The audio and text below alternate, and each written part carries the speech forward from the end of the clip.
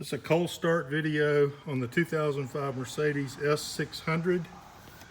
Car hasn't been started in a week or so. Stone cold.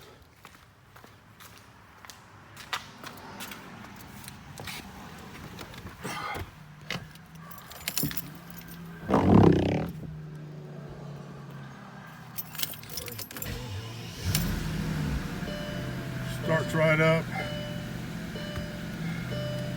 It'll idle a little fast until it gets just a tad warmed up, and then it'll automatically drop down.